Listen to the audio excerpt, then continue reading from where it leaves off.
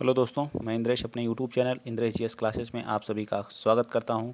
दोस्तों, ईवीएस की class start होने जा रही है। आप लोग ज़्यादा से ज़्यादा क्या करिए, चैनल में जुड़ जाइए और वीडियो को शेयर कर दीजिए, चैनल को सब्सक्राइब भी कर लीजिएगा। ठीक है, अगर वीडियो अच्छा लगेगा, आप लोगों के हिसाब से अपने मन लायक कंटेंट रहेगा तो बिना सब्सक्राइब किए मत जाइएगा। ठीक है, आपको यहाँ जो है PYQ क्वेश्चन मिलते रहेंगे जो है। ठीक, चलिए स्टार्ट करते हैं। आज का पहला क्वेश्चन नंबर 1 कह रहा है कि सन 1853 में भारत की पहली जो है यात्री ट्रेन चलाई गई थी, कहाँ से कहाँ के बीच में। तो इसका तो ऑप्शन राइट हो जाएगा जो है, मुंबई से थाने के बीच में चलाई गई थी, या पुणे के बीच में चलाई गई थी, या कलकत्ता से दमदमा। ये तो बिल्कुल गलत है। तो आप लोग पढ़े होंगे अगर हिस्ट्री जो है 1853, तो आपका क्या हो जाएगा, आपको पता होगा। लेकिन जो लोग नहीं पढ़े होंगे उनको नहीं पता होगा। ठीक है, तो इसका राइट आंसर क्या आ जाएगा, ए पार्ट हमारा। बम्बई से थाने के बीच चलाई गई थी। टोटल डिस्टेंस कितनी थी, 34 किलोमीटर। 34 किलोमीटर तक चलाई गई थी। ठीक है, उस समय किसका शासनकाल था, तो शासनकाल था डलहौजी का। ठीक है, डलहौजी का क्या था, शासनकाल था। ठीक है, इसी के शासनकाल में जो है क्या चलाई गई थी, पहली भारतीय यात्री ट्रेन चलाई गई, जो बम्बई से थाने के बीच में चलाई गई थी। याद रहेगा ना, 1853 में। डाक सेवा भी इसी के समय स्टार्ट की गई थी। ठीक है, डाक सेवा भी इसी के समय स्टार्ट की गई थी। ठीक, ये भी याद रखिएगा। और कौन सी चीज़ स्टार्ट की, और हड़प नीति इसी के समय जो है, राज्य हड़प नीति भी लागू हुई थी। ठीक है, और इसने अवध को, हमारा जो यूपी का अवध वाला क्षेत्र है, इसको अवध को जो है कुशासन का आरोप लगा करके इसको क्या कर लिया था, हड़प लिया था। आई होप, मैं आशा करता हूँ जितनी भी मैंने जानकारी दी आपके सारी चीज़ें समझ में आएंगी। सभी इंपॉर्टेंट हैं और किसी न किसी एग्जाम में पूछी जरूर जाएंगी। ठीक, चलिए आगे चलते हैं। क्वेश्चन नंबर आप 122 बताएंगे। बताइए क्या कह रहा है कि एशिया का सबसे बड़ा पशु मेला कौन सा है। पूरे एशिया का यह जो है सबसे बड़ा पशु मेले के नाम से जाना जाता है। पशु मेला है जो है, ठीक है, बहुत ही पूरे विश्व में क्या है, विख्यात है यह जो है। यह कहाँ पे, सोनपुर का, नासिक का, या हरिद्वार का। तो कहाँ का ये मेला है जो पूरे एशिया में जाना जाता है, तो सोनपुर का मेला जो है, जो पशु मेला है, यह पूरे एशिया में जाना जाता है। ठीक है, याद रहेगा ना। चलिए आगे बताइए। नेक्स्ट 123, राष्ट्रीय एकता परिषद की स्थापना कब की गई थी। तो राष्ट्रीय एकता परिषद की स्थापना 1961 में की गई थी। ठीक है, राष्ट्रीय एकता परिषद की स्थापना कब की गई थी, 1961 में की गई थी। आगे चलिए, क्वेश्चन नंबर आप बताएंगे कौन सा, क्वेश्चन नंबर आप बताते रहिए। क्वेश्चन नंबर 124 क्या कर रहा है, क्वेश्चन नंबर 124 कह रहा है कि समता के अधिकार का उल्लेख संविधान के किस अनुच्छेद में है, मिलता है। 14 से 18, अनुच्छेद 23, मतलब समानता का अधिकार जो है, समानता का, ठीक है, सॉरी गलत लिखा गया, समानता का अधिकार। ठीक है, समानता का अधिकार जो 14 से 18, ठीक है, 14 से 18 हमारा क्या, समानता का अधिकार है। ठीक है, भाग कौन सा है, भाग 2 है। ठीक है, भाग 3 के अंतर्गत जो है, यह मौलिक अधिकार के अंतर्गत आता है। यह हमारा क्या है, मौलिक अधिकार है। ठीक है, मौलिक अधिकार है। ठीक, या कहाँ से लिया गया, जो मौलिक अधिकार हमारे कहाँ से लिए गए हैं, ये हमारे जो है USA से लिए गए हैं। ठीक है, मौलिक अधिकार याद रहेगा ना। ठीक, और अनुच्छेद, और ये कौन सा, अनुच्छेद 25 से 28 किसका है बताइए, तो धर्म की स्वतंत्रता है। जो 25 से 28 है, धर्म की स्वतंत्रता है। ठीक है, और सारी चीज़ें आपको याद होनी चाहिए। चलिए आगे बताइए। क्वेश्चन नंबर 125 बताइए, किस देश में लचीला संविधान लागू है। बताइए किस देश में जो है लचीला संविधान लागू है। तो किस देश का जो है सबसे लचीला संविधान है, बताइए। 125 का तो यूनाइटेड किंगडम का, किसका है, यूनाइटेड किंगडम का जो है क्या है, सबसे लचीला संविधान है। आगे बताएंगे। क्वेश्चन नंबर आप 126 बताते चलिए जो फटाफट।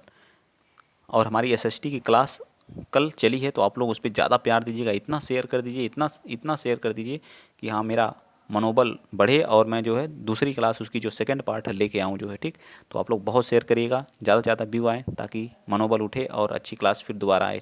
बहुत मेहनत करके SST की क्लास मैंने चलाया था कल, जो जरूर देखिएगा एक बार जा करके। ठीक, निम्नलिखित में से किस प्रदेश में रेंडियर पाए जाते हैं। रेंडियर 126 का राइट आंसर बताइए। रेंडियर बताइए, तो कहाँ पाए जाते हैं रेंडियर, जो पाए जाते हैं वो हमारे टुंड्रा वाले प्रदेश में, ठंडे प्रदेशों में पाए जाते हैं रेंडियर। ठीक है, चलिए नेक्स्ट बता दीजिए अगला क्वेश्चन। ये नहीं है कि मतलब EVS में बस EVS, इसमें हर तरह के क्वेश्चन पूछे जाएंगे, तो इसलिए EVS भी पढ़ना पड़ेगा, हिस्ट्री भी पढ़ना पड़ेगा, जियोग्राफी भी पढ़ना पड़ेगा, पॉलिटी भी पढ़ना पड़ेगा, इको भी पढ़ना पड़ सकता है। ठीक है, तो सब पढ़ना पड़ेगा। ठीक, देखिए सब क्वेश्चन आए हुए PYQ में, प्रीवियस ईयर को। शीतोष्ण घास का मैदान नहीं बताइए, कंपास, प्रेयरी डाउन्स, या पंपास बताइए। 127 का, तो 127 का राइट आंसर क्या आ जाएगा, कंपास। यह क्या है, एक शीतोष्ण घास का मैदान नहीं है, उष्ण कटिबंधीय घास का मैदान है, ठीक है। यह कहाँ, कंपास जो पाया जाता है ब्राज़ील में पाया जाता है, कंपास जो है ब्राज़ील में, ठीक है। सारी चीज़, डाउन्स कहाँ, ऑस्ट्रेलिया में, ठीक। पंपास कहाँ, अर्जेंटीना में पाए जाते हैं। ये सभी घास के मैदान आपको याद होनी चाहिए। नेक्स्ट बता दीजिए क्वेश्चन नंबर 128। चलिए 128 बताइए। जनसंख्या के आकार के अनुसार बृहत्तम महाद्वीप कौन है, जो जहाँ जनसंख्या सबसे ज़्यादा है उसके अनुसार सबसे कौन सा है, तो सबसे बड़ा हमारा एशिया है, ठीक है। सबसे बड़ा कौन सा है, एशिया है, ठीक। तो एशिया हमारा क्या आ जाएगा, राइट आ जाएगा, ठीक है। तो बी पार्ट हमारा, टोटल कितने महाद्वीप हैं, तो 7 महाद्वीप हैं, याद रहेगा नहीं, कितने महाद्वीप हैं टोटल, 7 महाद्वीप हैं, ठीक। बता दूँ कौन कौन से, एशिया, मैं लिख दे रहा हूँ 7 महाद्वीप, Asia, Europe, Asia, Europe, Africa, Asia, Europe, Africa, और कौन सा, उत्तरी अमेरिका, ठीक है। उत्तरी अमेरिका, दक्षिणी अमेरिका, दक्षिणी अमेरिका, ठीक है। एशिया, यूरोप, अफ्रीका, उत्तरी अमेरिका, दक्षिणी अमेरिका, और कौन से, 2, 4, 1, 5, और कौन सा बचा बताइए, ऑस्ट्रेलिया, ठीक। ऑस्ट्रेलिया, और कौन सा बताइए, एक और है ना, एशिया, यूरोप, अफ्रीका, उत्तरी अमेरिका, दक्षिणी अमेरिका, ऑस्ट्रेलिया, और कौन सा है, अंटार्कटिका, ठीक है। चलिए आगे चलते हैं। नेक्स्ट अगला क्वेश्चन, क्वेश्चन नंबर कौन सा, 6 बताइए, सॉरी 29 बताइए।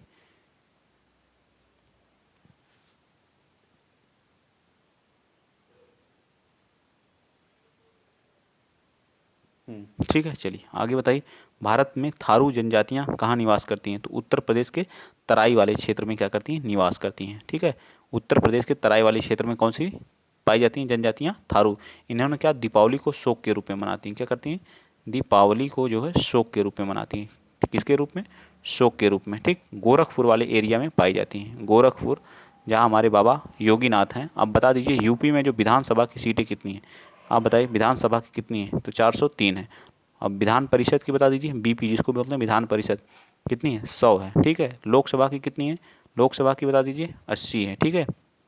राज्यसभा की बता दीजिए, सारी चीज़ें आपको याद होना चाहिए, कितनी है, 31 है, ठीक। याद रहेगा ना सारी चीज़ें। चलिए आगे चलते हैं। नेक्स्ट अगला क्वेश्चन आप बताएंगे 30।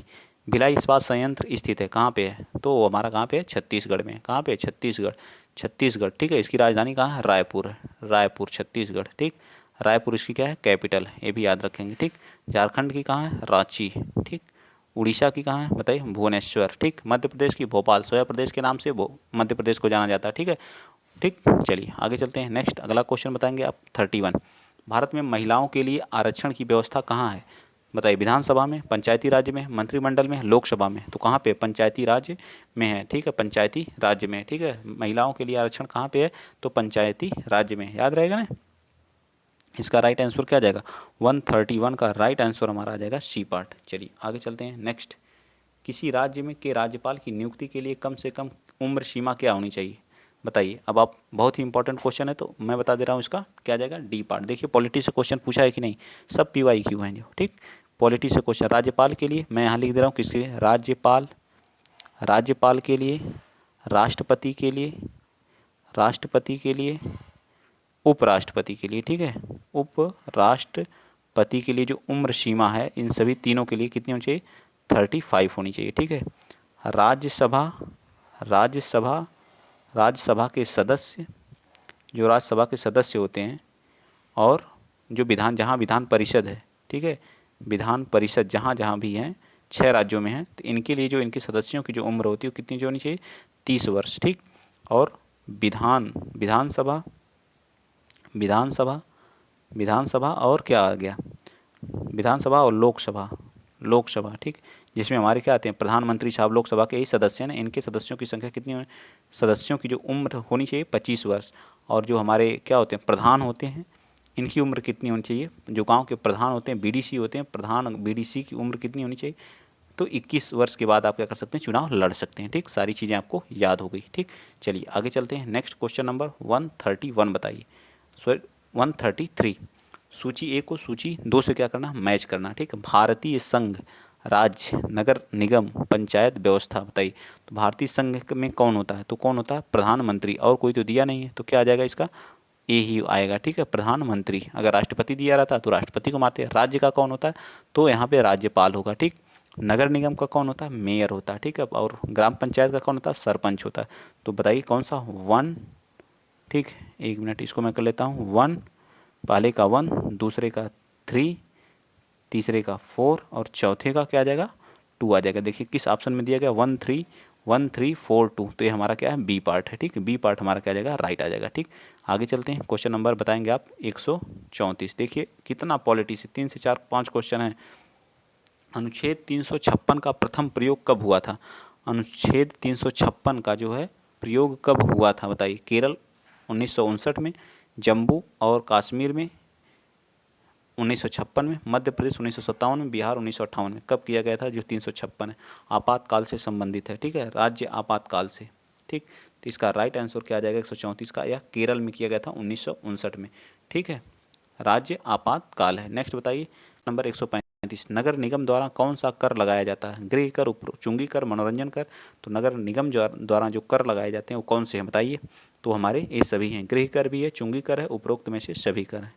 नेक्स्ट बताइए, अब आगे चलते हैं, क्वेश्चन नंबर 136। चलिए बताइए, क्वेश्चन नंबर 136 क्या करा, संसार करा, संसार का सर्वाधिक समस्याकारी जलीय खरपतवार जिसे बंगाल का आतंक कहा जाता है। बंगाल का आतंक भी का उसे क्या कहते हैं, जलकुंभी, कांग्रेस घास, या फिर जो दूब घास, या लैटाना कैमरा। तो किसको बोलते हैं, तो इसको बोलते हैं जलकुंभी को। किसको बोलते हैं, जलकुंभी के। 136 का right answer B part. Next बताइए 137 का, वायरस के अजैविक होने का लक्षण है। जब वायरस के अजैविक होने का क्या लक्षण होता है 137 का, तो उसके अजैविक होने का, इसको क्रिस्टल के रूप में परिवर्तित किया जाता है, यही हमारा क्या कहलाता है, अजैविक। वायरस हमारा क्या, अजैविक को जो क्या क्रिस्टल के रूप में परिवर्तित, तो सी पार्ट राइट। नेक्स्ट बताइए कौन सा, क्वेश्चन नंबर 138, पादप हार्मोन्स जो फलों को पकाने में सहायक होते हैं उसका क्या नाम है। इथाइलिन है, जिब्रेलिन है, साइटोकाइनिन है, ऑक्सिन है। जो क्या करता हूँ, फलों को पकाने में क्या, इथाइलिन का प्रयोग किया जाता है। किसका प्रयोग किया जाता है, इथाइलिन का, याद रहेगा ना, इथाइलिन का प्रयोग किया जाता है फलों को पकाने के लिए, ठीक। नेक्स्ट 139, स्वतंत्र रूप से भूमि में रहने वाला आवासीय अवायवीय जीवाणु जिसमें नाइट्रोजन N2 स्थिरीकरण की क्षमता होती है उसे क्या कहता है, राइजोबियम कहा जाता है। क्या कहा जाता है, राइजोबियम, ठीक है। 139 का राइट आंसर क्या आ जाएगा, 139 का राइजोबियम।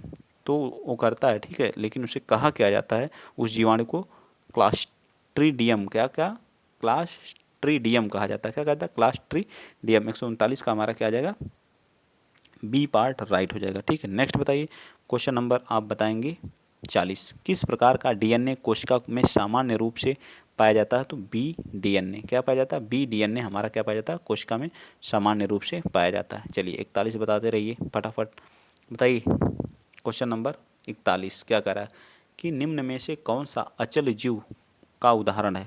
अचल जीव, लीच, इक्नस, काइटिन, यूप्लेक्टेला। बताइए कौन सा, 141 का, तो हमारा कौन सा, यूप्लेक्टेला, ठीक है। अचल मतलब जो चल नहीं सकता, ठीक है।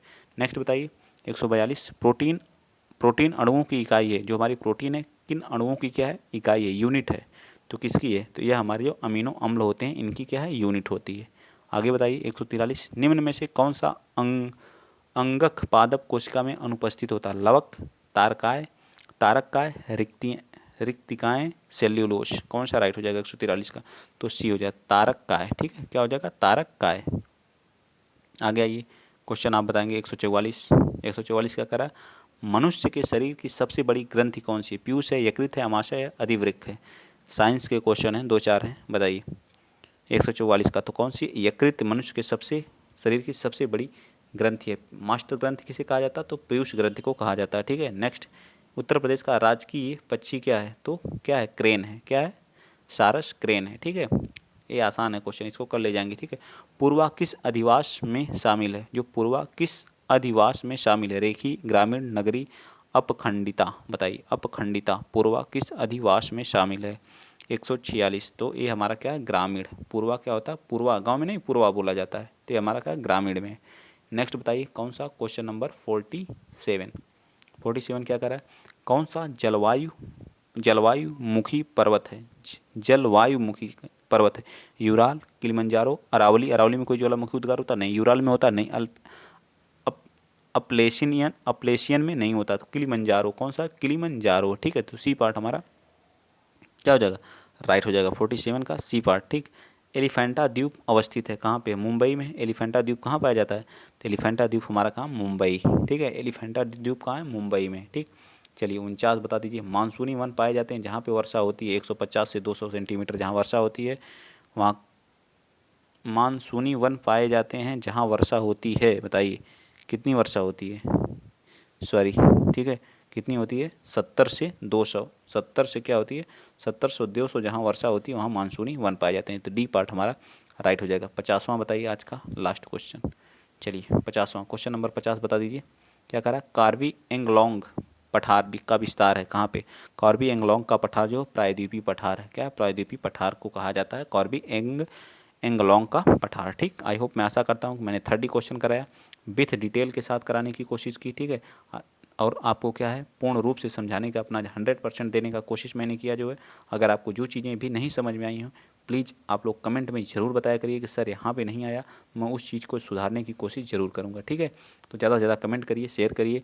आप लोग कमेंट करते हैं तो अंदर से एक नई उत्सुकता मिलती है कि हाँ और अच्छा करना चाहिए, लोग हमसे सीख रहे हैं, ठीक है। तो ज़रूर आप लोग कमेंट किया करिए अगर आप लोगों को वीडियो अच्छा लगे तो, ठीक है। अगर आप लोगों को कोई नई चीज़ चाहिए या संस्कृत का लाने के लिए लोग बोल रहे हैं, तो संस्कृत थोड़ा सा अकेले मैं हूँ, सारी चीज़ें नहीं एडजस्ट हो पाती हैं, ठीक है। तो संस्कृत की भी क्लास आएंगी, बहुत जल्द आएंगी। अगर आप लोग कहेंगे हाँ सर इसकी हिंदी की कहेंगे क्लास रोक दीजिए, तो रोक के हिंदी की जगह पे मैं उस क्लास को लाऊंगा, ठीक है। चलिए, बस मैं उसका आंसर ही बता पाऊँगा संस्कृत में, ठीक है। तो आई होप, मैं आशा करता हूँ कि आपको सारी चीज़ें समझ में आ गई होंगी। तो जय हिंद, जय भारत।